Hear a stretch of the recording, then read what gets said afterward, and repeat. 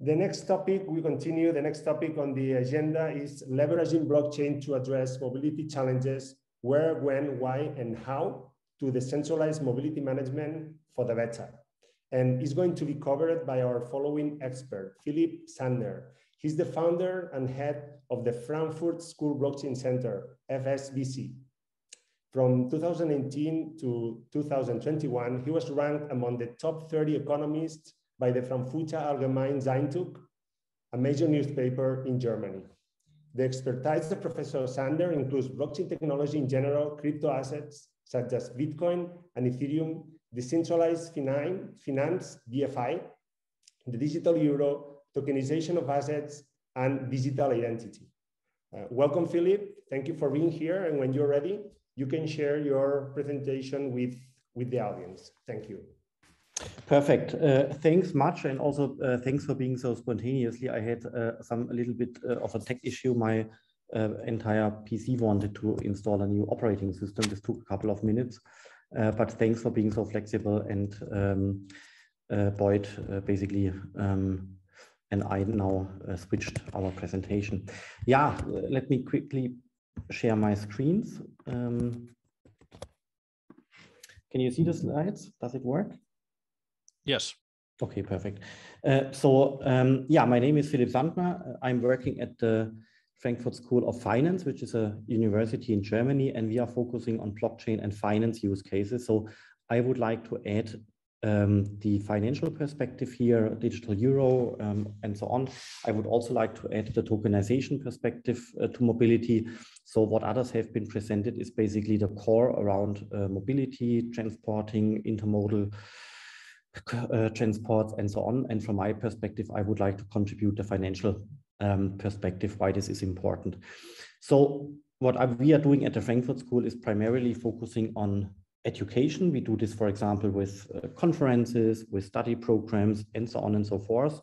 So this apparently works quite well. And I think the most interesting program we are doing is the DLT Talents program. That's basically where we are educating women, just women for the blockchain space. This works quite well. And we now have, we now get close to 1,500 applications per year. And we are then educating 300, 400 women such that they can also do a decent career in the blockchain space, right? This works very well. So let me quickly provide the context of what we are talking here from a mobility perspective when it comes to finance. So first of all, we nowadays don't just say it's blockchain, full stop, but nowadays we also know that it's basically multiple domains within the blockchain ecosystem that are growing. So that's basically digital assets or digital securities like stocks and debt instruments. Then we have the euro on blockchain discussion. It's called digital euro or stable coins, US dollar and other ones, which are very relevant for mobility use cases and so on. Then we have decentral crypto assets like Bitcoin, Ethereum, and so on. That's not so relevant for the mobility domain, except one thing. Ethereum is a smart contract platform, and you could, of course, represent mobility assets, mobility tokens also on top of existing crypto platforms such as Ethereum and so on. I think this is interesting. This is also then where mobility assets could potentially meet finance. This should also be relevant for the mobility domain, maybe not at the core, but should be relevant in the future. That's basically a topic around CO2 credits on blockchain topics, how to represent CO2 credits on blockchain for the sake of CO2 compensation. That's basically very dynamically. Now, at least speaking for Germany, we see that regulation is underway and it's working quite well. We have the crypto custody license now existing for 2.5 years. We have the Digital Securities Act, and we have the Fund Location Act. So on a national level in Germany, there is happening a lot. The same is, of course, true for any other country in the world. Some of them are faster, some of them are slower. Then we now have for the European area, for the EU, the so-called MiCA regulation, which has become finalized 2 weeks ago, and it now should come into force end of 2024. And the MiCA regulation is very interesting also for the mobility sector, because token issuances will be regulated by it. CO2 credits on token basis are falling in the MiCA scope. And of course, decentral crypto assets, smart contract platforms like Ethereum are here. And of course, also the digital euro. So where are we right now? What you see here is basically the market diffusion curve of the smartphone. So nowadays, everybody is having a smartphone. So market coverage is 100%. But 15 years ago, the smartphone has not existed yet, right? It was the time when Steve Jobs announced the Apple I. Now we have more than 10 generations of iPhones and Android phones and so on.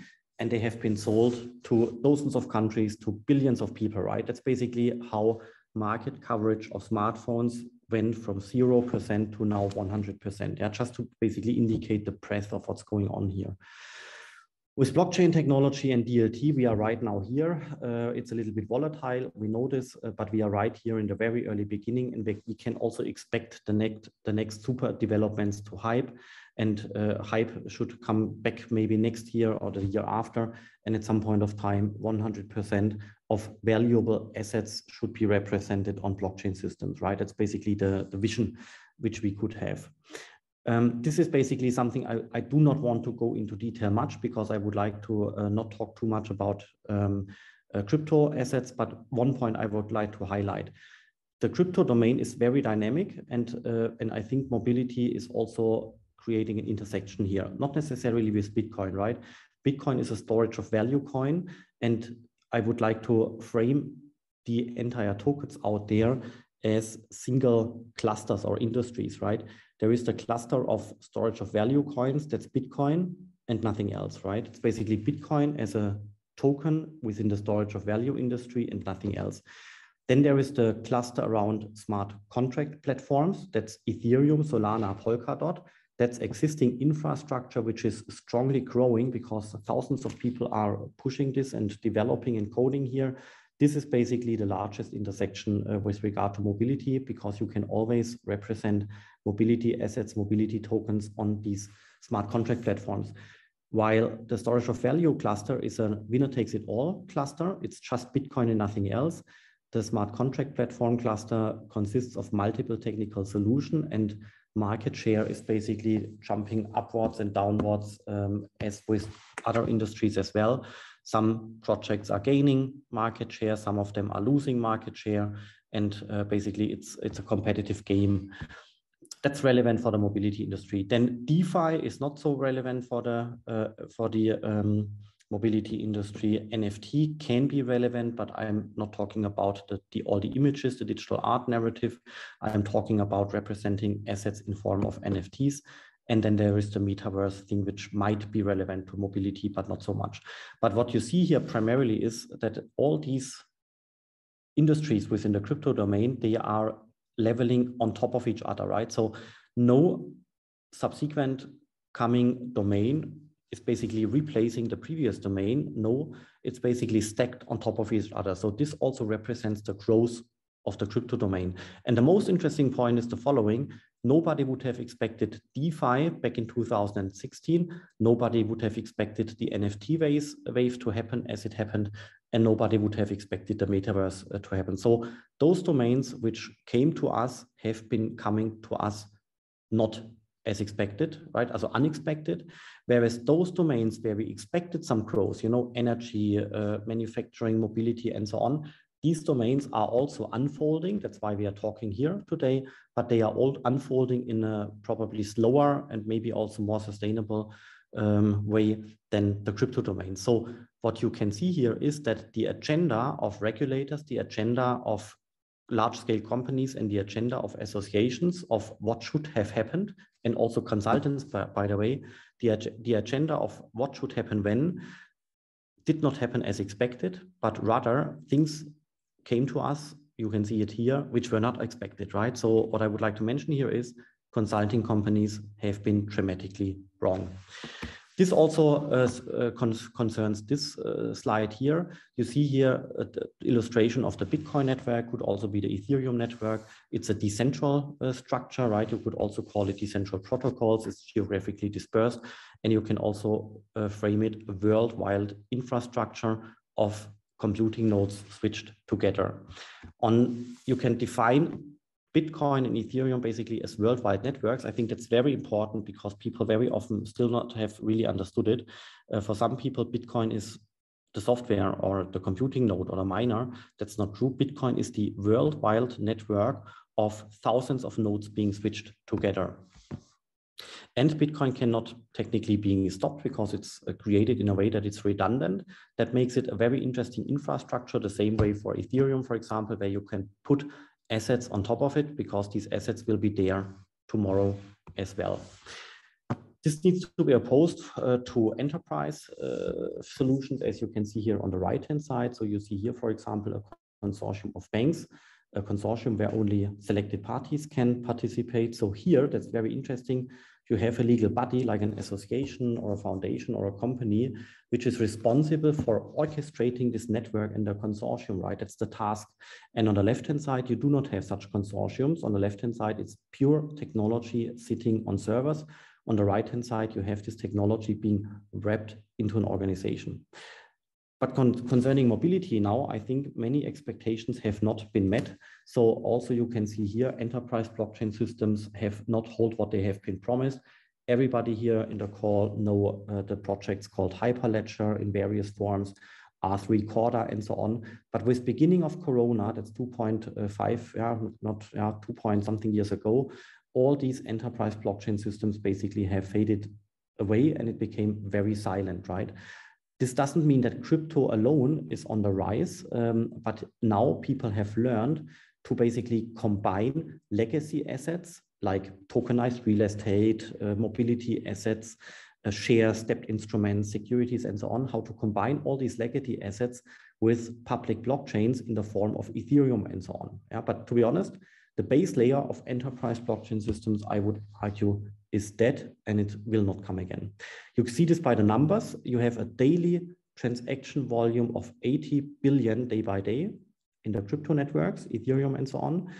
This is totaling to trillions per month. Yeah, that's basically really a hell lot of money which is moved around, whereas on the right-hand side, we just have a couple of advanced prototypes after 4 to 5 years of work, after dozens of corporations all around the world have inspected this and they did not make it work, right? So what does it mean for mobility? I think it's very important. That's my personal conviction here for mobility use cases and so on. I think it's very, very, very important to deal with Ethereum smart contract platforms and put assets there, put tokens there, and so on and so forth. You can, the governance issues which have been expressed previously is also relevant for Ethereum because any second layer protocol you're adding on top of Ethereum needs to be governed, right? You also need to have validating nodes on top of Ethereum. That's all the same discussion, but I think creating permissioned networks like the right-hand style types of enterprise blockchain networks have failed and there is no way to basically revive them. That's my personal conviction here. It's not very popular, this very strong opinion, but look at the numbers. That's basically what happens. So therefore, it makes sense for mobility use cases to get in touch with Ethereum and Polkadot and all kinds of other solutions because then you can build validating structures, governing structures, and so on top of existing smart contract layers. With this, I would like to now jump to the digital euro discussion.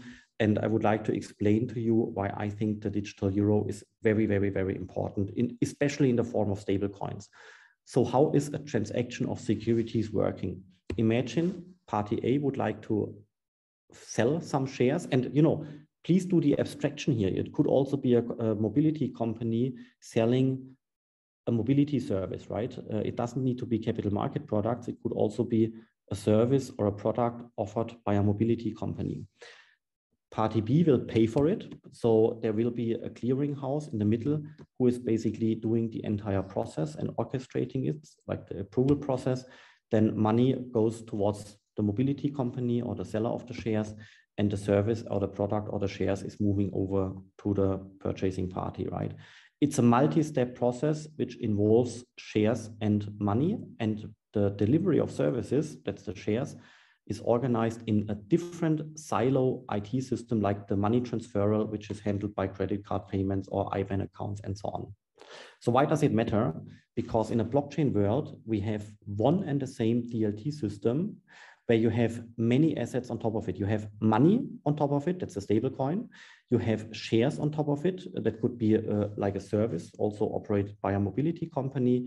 And then the approval process, like this kind of trading process, the reconciliation, is being done by a smart contract. So the smart contract is taking over the function of a clearinghouse. This then means that the clearinghouse function is basically replaced by a smart contract, and you can remove the clearinghouse, you can shut it down. You also don't need insurance services for the clearinghouse, and so on and so forth. And the entire process is getting much more efficient, and both in terms of time, cycle time, and also transaction costs. Where can we see this? In the DeFi space. The DeFi space is nothing else than such smart contracts doing trading of multiple assets. And now, in case you do the abstraction, you can use the same logic for handling mobility services and so on and so forth. But that's why we have to have a smart contract platform like Ethereum, because only such platforms can allow assets or things to be tokenized on top of it. And now comes the final animation here. A DLT system is one system with multiple assets, and the legacy world on the upper half is organized by multiple IT systems which are not combined with each other, such that you have to have clearing houses to basically allow trading takes place across multiple IT systems. That's basically the reason why we need stable coins. And that's why I personally do not understand why central banks are so skeptical about stable coins. And that's why the same is true for central banks or the European Central Bank. They simply partly do not understand this logic, which is understandable because the ECB is basically responsible for IT system 1. And the ECB operating the silo system for money transfer, IT system 1, is basically all it needs to do. So the ECB is not caring about what is being done with the money. The ECB doesn't care about financial services, securities, service consumption, mobility service, and so on and so forth. So it doesn't really care what is being done with the money, because the job of the central bank is simply maintaining IT system for moving money from A to B. And that's exactly why these silo structures, like central banks and banks in general, partly cannot understand the brilliance of stablecoins and DLT systems, because you can have smart contracts doing the settlement, whereas in today's world, clearing houses are needed for this. What I just told you is, in my mind, the crucial point why the digital euro makes sense, stablecoin makes sense, and it's also an explanation why legacy organizations are partly not understanding this, including the ECB, by the way. So why is it relevant from a geopolitical perspective? China is now having a government solution for their digital currency. It's called e-yuan, and they started with it in 2014. Their system is basically live now, and they are experimenting with hundreds of millions of people. And also there are considerations to expand this payment infrastructure to other Asian countries and also African countries, right? So China has a government solution for their digital currency. In the US, there is no such government solution for a digital dollar, but what the US is having is basically a very dynamic environment, and they also now are understanding this, and they are speeding up this development.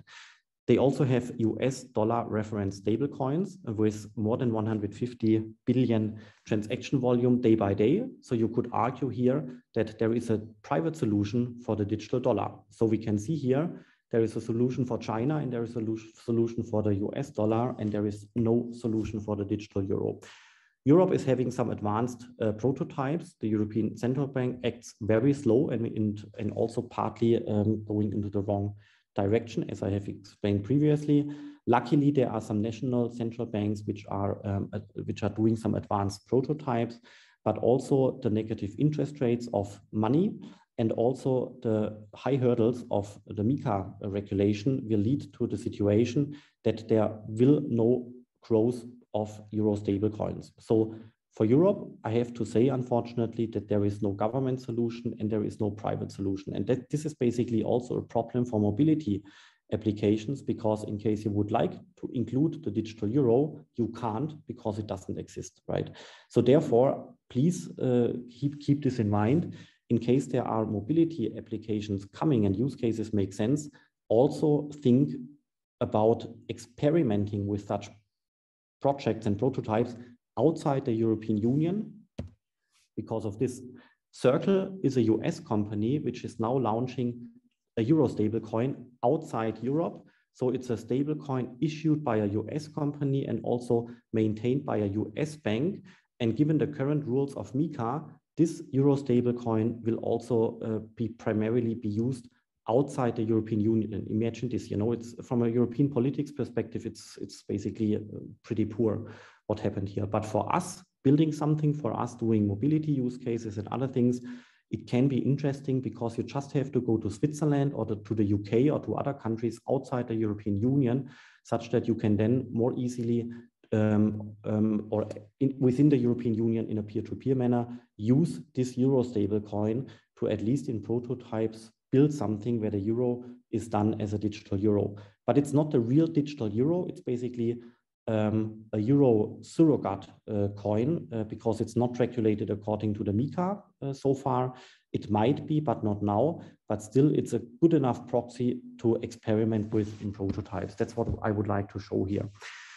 US dollar stablecoins are capturing 95% of the market, and the euro stablecoins right now are below 1%. So therefore, it's good to have Circle doing this, because then we have a euro stablecoin with which we can experiment with, even though it would, of course, be much better to have a MiCA solution there, such that such a euro stablecoin could also be used within easily the European Union, sold by banks and so on and so forth.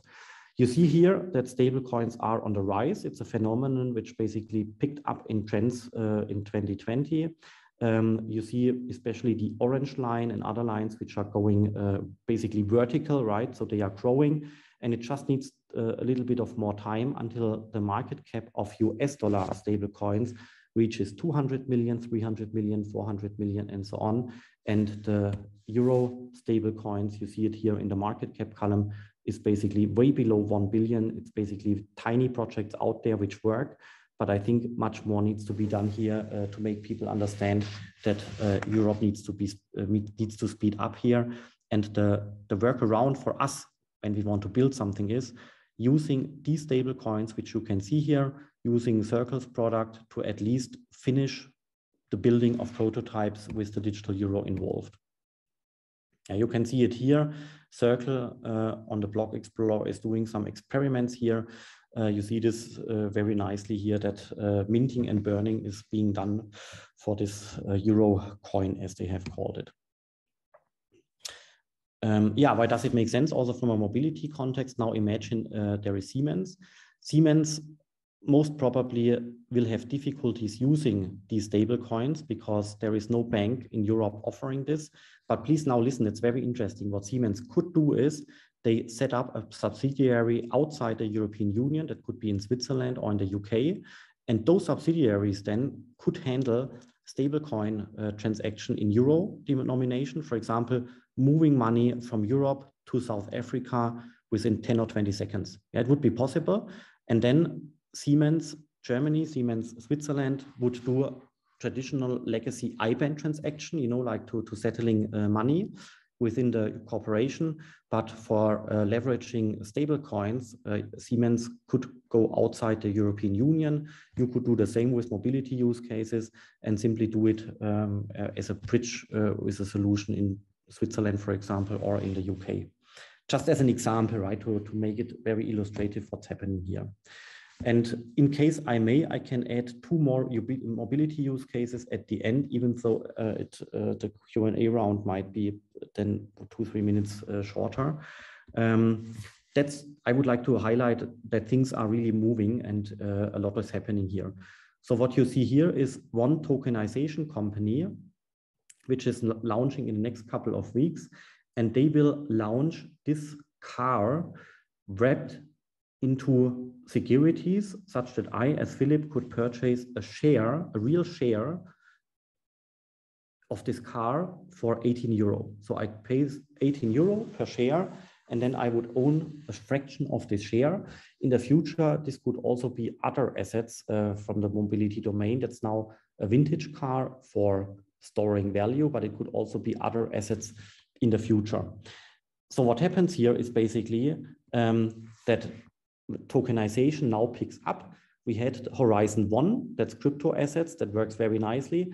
Now we have first real estate objects, first real assets being tokenized, like the vintage car, real estate object, art, and so on. That's basically simple assets being tokenized. You see it here in Horizon 2. And now turning towards mobility, I think it will be very interesting to have more complex business models being tokenized. For example, assets as a service business model and also pay-per-use business model. Like an example I will show in a second for a tractor, could also be ESG assets like solar panels and so on and so forth. And this is now the final example I would like to bring about. So on the left-hand side, you see how traditional business is working. So you have the manufacturer of a tractor.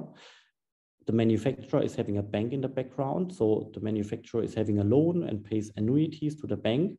And the customer is purchasing this asset, the tractor, for 100,000 euro, and potentially also needs to have a loan with a bank to basically be able to purchase this asset. This is how the entire industry worldwide, be it in the EU or in the US, works currently. And it has worked very well so far. Yeah? So no critics here. But with tokenization and moving towards pay-per-use business models, you can also see now what happens to mobility. You have the manufacturer, which is not selling the tractor again anymore, but the manufacturer is basically offering the service of the tractor towards the customer, and the customer is purchasing these pay-per-use services of the tractor. And now the bank is basically changing. The bank is having investors in the back end, and the bank is helping to operate this asset with a special company which is helping to maintain the asset, the tractor, repair it, and so on and so forth. So now it gets more clear. You have now this mobility asset which is monitored with telemetry and sensors. You can see in the blue curve here how much the tractor has been used. And then you see in the table below the transactions, so €2.50 because the tractor has done this, €4.80 because the tractor has done something else. So that's basically pay-per-use business models, such that accounting and delivery of service is being done on behalf of the tractor, right? And now is coming the final slide here to repeat.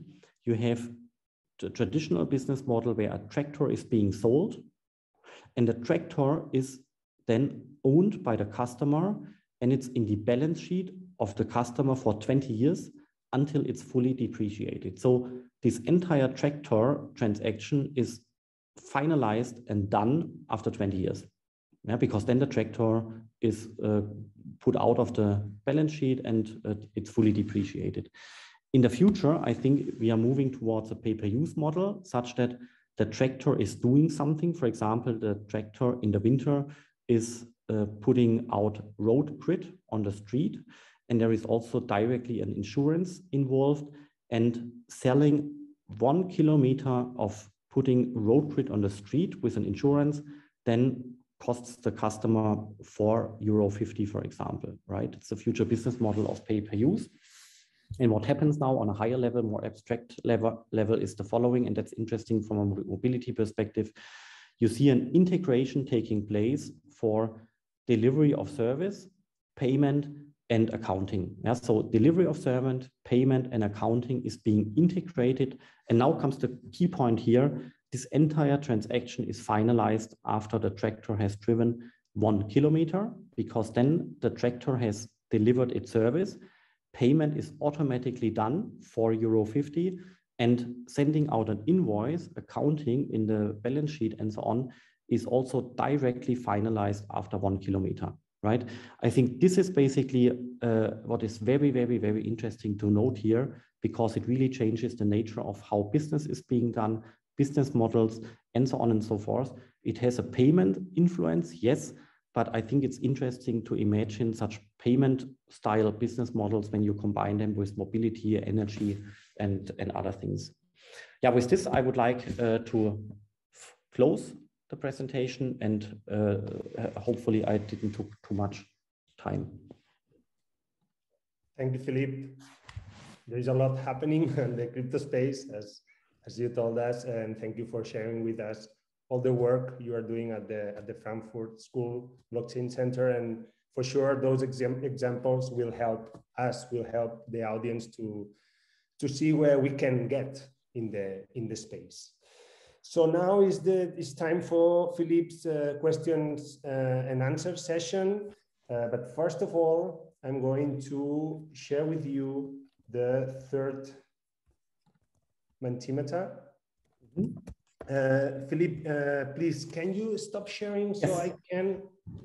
Thank you.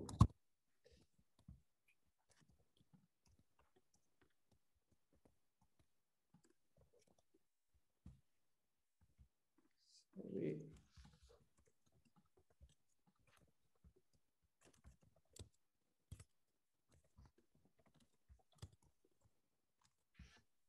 Okay.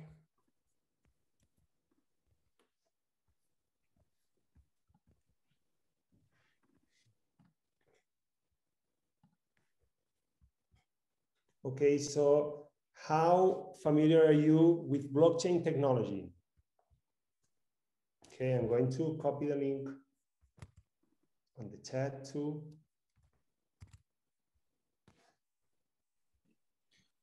Sorry to interrupt you, Lucas, but I believe that the Menti link is the same all the time. So that's the reason why there were already 4 answers to this Mentimeter question when you launched when you launched it. So it's only about refreshing the screen and answering the next question. Yeah, the slide is new, Josep. The link is the same, but the slide is reset. So yeah, there were 4 answers because yes, the code is the same, but the answer is different. Okay. Yeah, absolutely. Yeah. Okay, so you can answer during the session, and now we have a question from Jessica. Please, Jessica, you can jump in. Hallo heute. Hi. Hi. So you talked about the fintechs related to the blockchain technology, and here's my question. So what's your point of view of the, as I posted on the board, the supply chain and its future? Yeah. Since I realized you come from German and you're really, you share some very, very promising ideas about how blockchain changes the future of automobile. So I really want to hear from you about things like that. Thank you. Yeah, that's nice. As you know, logistics, supply chain, mobility, it's huge domains, not just for Germany, you know, for entire Europe. You know, in Spain, around Barcelona, in Portugal, you know, many car companies from Germany, they have their IT departments in Portugal, for example, you know, so it's mobility, supply chain, logistics, it's a European business, right? Take Airbus, you know, Airbus is a pan-EU company, also basically in doing mobility. So what I'm saying here, I think is applicable for the entire domain of mobility and logistics and so on. So to be honest, I think a lot will change, especially you know, the processes themselves are nicely working, you know, not now, you know, with the supply chain disruption, but generally the processes are working very nicely with globalization and so on. What does not work so nicely is payment across borders, right? So there needs to be more efficiency here with payments cross borders. And here, I think it's important to discuss digital yuan from China, digital dollar, digital euro, digital Swiss franc, because it will be really adding to efficiency when payment is also part of this game, which works as efficient than the flow of goods or the flow of people, right? So I think this is basically where a lot needs to happen. That's why I also pushed the stablecoin topic, because in my mind, in case you talk about mobility use cases, at least 30% of the mobility use cases will be payment in the future, because it will be integrated, right?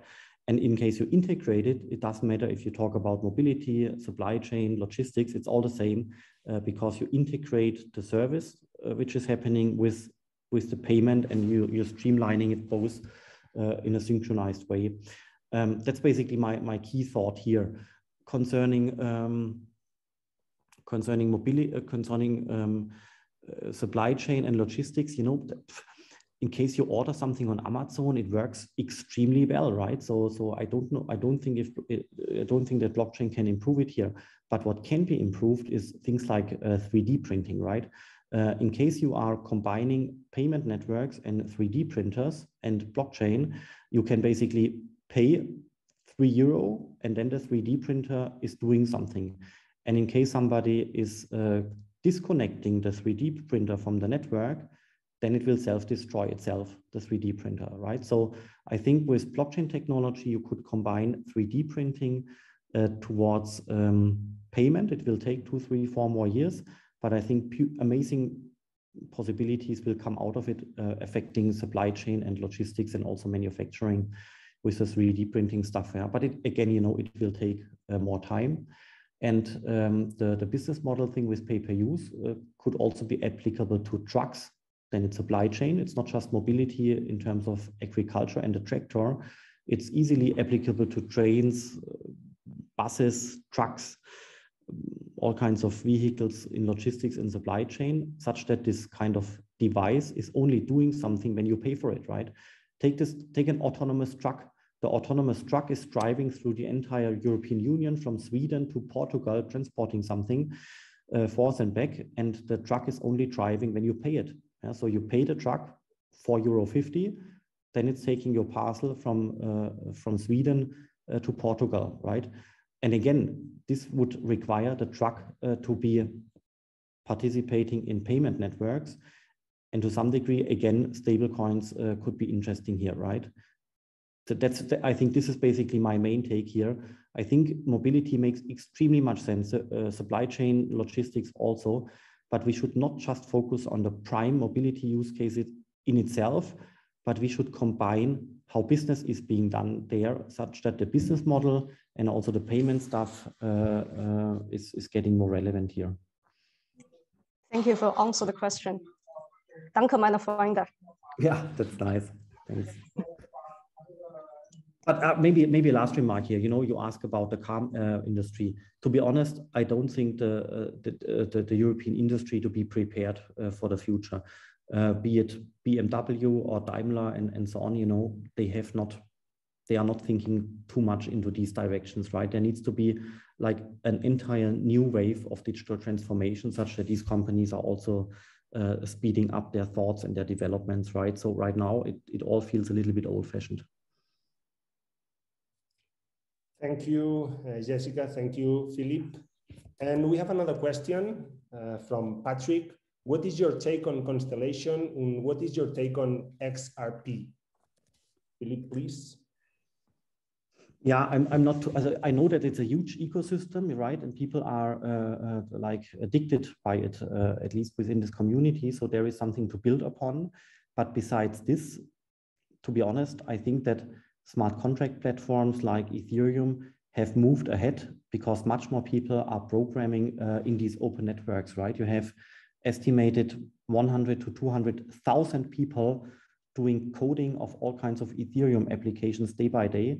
This is nothing a more closed ecosystem like XRP, Hyperledger, R3, and so on can deal with. So to be honest, I'm a little bit pessimistic here because XRP is not capable so far to really make something out of their amazing community. It's like IOTA, right? IOTA is also having an amazing community, you know, like people really being fascinated by this tech. But well, XRP works, but IOTA doesn't really work. And given the speed of development of other smart contract platforms, at some point of time, I would see people to become disappointed because IOTA not going live, and also XRP having limited functions. So therefore, I'm a little bit skeptical because they are not leveraging their amazing community. But of course, the project is still there. It's one of the largest ones out there. But I think other projects have higher potential.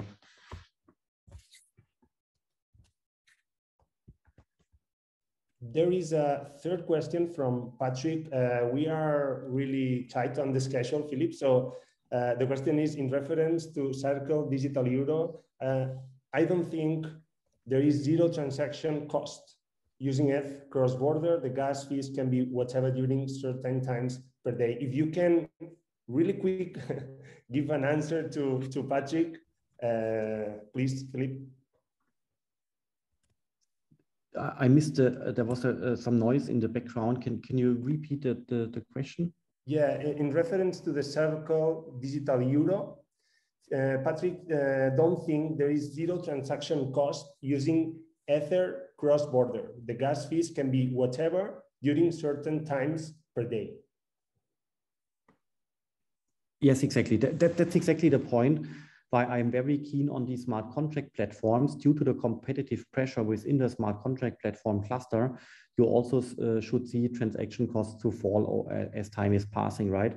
And you're absolutely right. You can transfer then US dollar or euro or any other mobility asset, you know, like an NFT of some kind of ticket, you know, like a ticket for mobility stuff. You can transfer it from one point on the globe to another point on the globe at zero transaction costs in close to zero transaction duration, right? This is really massive, you know, and therefore I think it makes sense to basically combine these payment ideas with delivery of service in the mobility field, because the processes in the mobility domain are partly working very nicely, and now payment, especially cross-border, can catch up here, right? And that's exactly the point. You could use Ethereum as a base layer, and you can put on top of it the euro, the dollar, the Swiss franc, or any other thing you would like to get your money with. I hope that makes sense. Thank you, Philipp. Thank you for your answers. And now we can see the results of the Mentimeter. How familiar are you with blockchain technology?